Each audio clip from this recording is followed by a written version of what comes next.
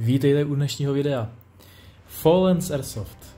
Pro někoho uznávaný výrobce kuliček, pro jiného však v trn v oku. Začali již v roce 2020 jako mladý airsoftový tým s velkými ambicemi. Postupně chtěli přinést komunitě něco navíc. A tak po 2 letech v září 2022 vznikl Fallens Airsoft SRO. A my se dnes podíváme trošku na to, co nabízí. Tato recenze bude taková subjektivní, protože Fallens Airsoft odebírám již od samého začátku, co tady ta značka existuje. S kuličkama jsem velice spokojený, současně jsem kupoval i od jiných značek, jako například BLS, Mad Bull, GNG a podobně. Aktuálně jsem zůstal u tady té značky a dnes se podíváme na takové menší zhodnocení.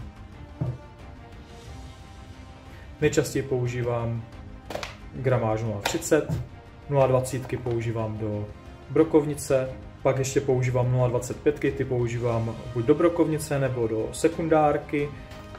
Dále tady máme 0,48 testovací. Aktuálně teďka používám ještě balíček 0,40, které používám do své SAS 14, na které jsem nedávno dělal i video.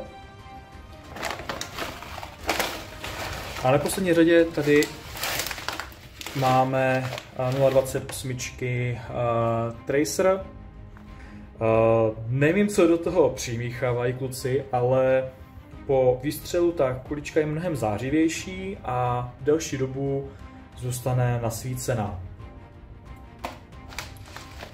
Co se týče tracerových a klasických kuliček, samozřejmě dělají i bio verzi. Další produkt, který Fallens Airsoft nabízí ve svém repertoáru, jsou COčkové bombičky. Zde můžeme vidět starý design bombiček, které do nedávna a ještě stále prodávají. Jedná se o klasickou CO2 bombičku o standardní gramáži 12 gramů. Aktuálně mají novou vylepšenou verzi těch bombiček s krásným černým designem. Hnedka na první pohled pěkně zaujmou. Co se týče nového designu, tak není to jenom designovka, ale má i oproti původní jinší tvar u toho konce, což je tady krásně vidět. Já COčkové bombičky používám do své P10C, která je známa tím, že nebere každou bombičku. Vyzkoušel jsem v podstatě už všechny typy bombiček, které jsou na trhu. Nejprve samozřejmě od ASGčka, později Specnu, Novriče. Každá fungovala trošku jinak a po několika použitích jsem měl problém s tím, že bombička zkrátka netěsnila. U Fallens bombiček tam jsem ten problém až tak velký neměl. Aktuálně, co testuju nový typ bombiček, tak zatím jsem nenarazil na tady ten problém. Možná to bude tím, že to hrdlo té bombičky je malinko jinak udělané a je mnohem líp klouzne vlastně do těsnění, které ne to hrdlo té bombičky. Co by se mi líbilo, kdyby ještě vyráběli stejně jako ASGčko, tak nějakou sérii bombiček, která by byla s příměsí silikonu. Mnohem líp by to usnadnilo právě údržbu tady těch našich COčkových krasavců. Fallens neprodává jenom kuličky a plyny, ale má i krásné tady takové lahvičky na kuličky. Vleze se jich tam cca přes 500. Je to krásně tudíž skladné, nasypete svoje kuličky do toho, uzavřete a můžete dát do kapsy, do vesty, do batohu, kamkoliv a nemusíte tahat sebou zbytečně tady ty pytle.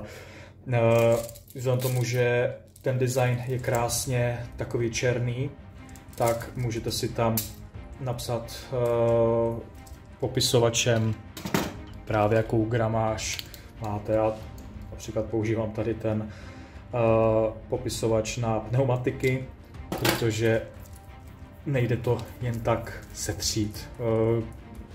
Když to chci setřít, tak musím použít izopropyl alkohol, aby to tam šlo.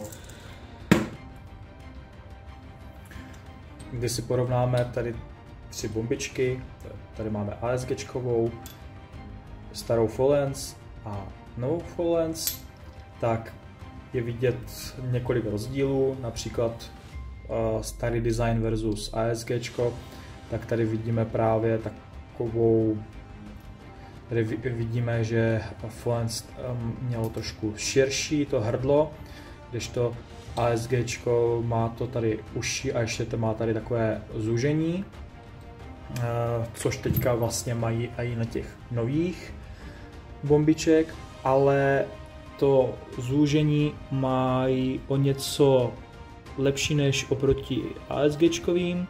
Tady, abych porovnal, tak obě dvě bombičky jsou již vystřílené, takže opotřebované.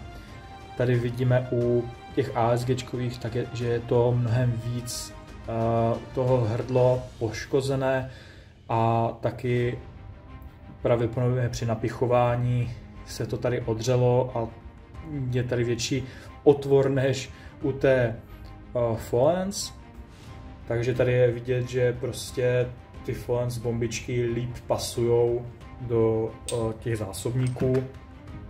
Zatím jsem měl možnost vystřílet zhruba asi 12 bombiček, což další věc, co se týče výdrží bombiček, tak ASGčková bombička vydrží zhruba 2 zásobníky a čtvrt. Největší problém je právě při nabíjení, při utahování té bombičky, kdy musí člověk opravdu rychle utáhnout ten závit, aby co nejméně plynu vlastně šlo ven. Tady asi právě při tom utahování, jak už jsem zmiňoval, je tady drobná oděrka a úplně se to tam netrefilo, takže vylítalo mi pokaždé víc plynu, než bylo nutné.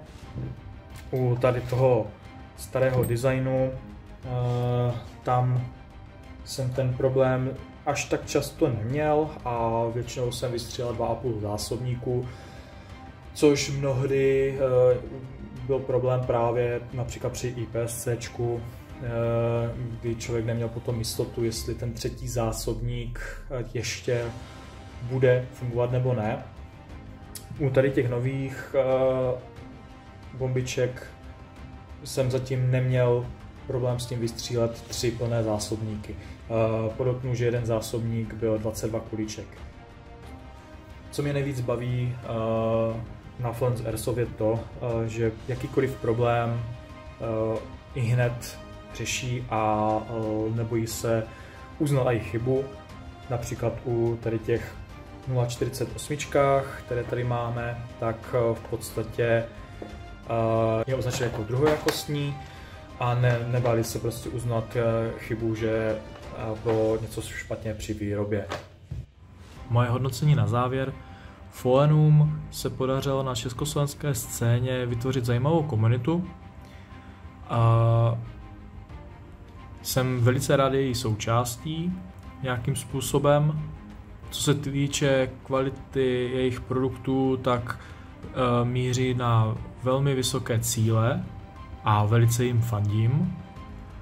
Doufám, že si kvalitu svých produktů, stejně jako přístup k lidem, uchovají i v budoucnu a nestratí ten svůj drive, jaký mají doteďka. A jestli i vy máte nějaké zajímavé, pozitivní nebo negativní zkušenosti právě s kuličkama nebo jinými produkty od Follens Airsoft, tak klidně napište níže do komentářové sekce. Budu rád za jakýkoliv názor, ať už co se týče, jak říkám, Follens Airsoft nebo mojí tvorby. A budu se těšit u dalšího videa. Ahoj!